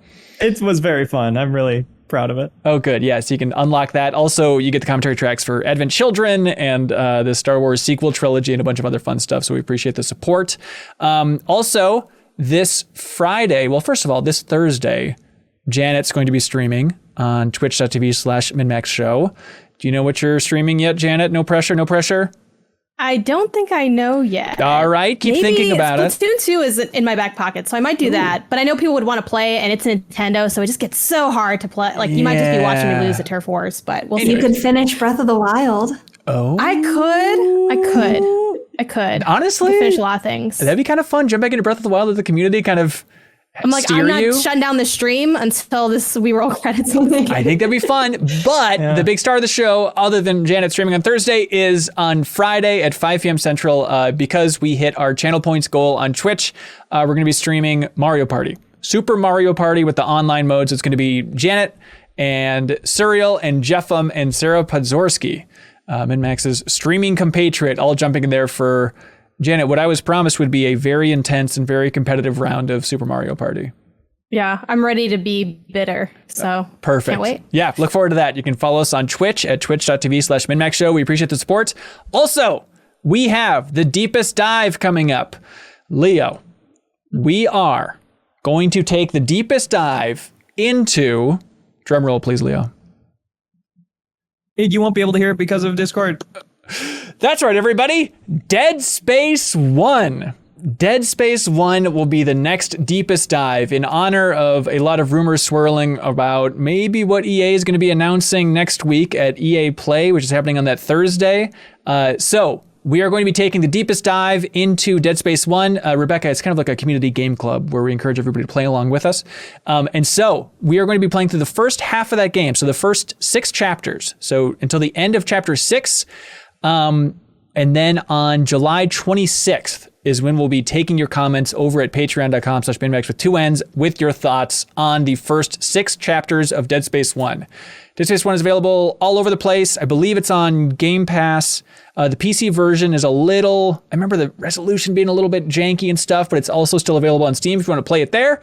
But then we'll be finishing it off the week after that. So if you're excited about potentially EA doing something cool with Dead Space and you're excited about that announcement, you can go relive the first one with all of us. It'll be a great time. So we're excited to see what you all have to say about Dead Space. So please play along with us and you can help us create the best, most thorough discussion about Dead Space on the internet. All right. Hey, thanks for a podcast, everybody. We appreciate it. Rebecca, thank you again for being here. Thank you so much. I really appreciate it. And thank you to everybody who's in the thank you crew over there on Patreon at that $50 tier. I'm talking about Hello Hyrule Podcast, I Am 8-Bit, Mirko Arico-Torreno, BeatenDownBrian, Zachary Pligge, Andrew Uerkwitz, Jawarhello, Mark Seliga, PrettyGoodPrinting.com, Connor McCabe, Ludwig Roque, John Higby, Best of the Rest Podcast, Andrew Vala, Logan Krause, SpiralInYourEyes, Drew Waranis, Clint Farley, Spider Dan, Purebred Number 6, Starkiller, Steve Bamdad, SlyckNic, and Preetham Yarlagadda. Thanks so much, everybody. Be good, have fun, let's go.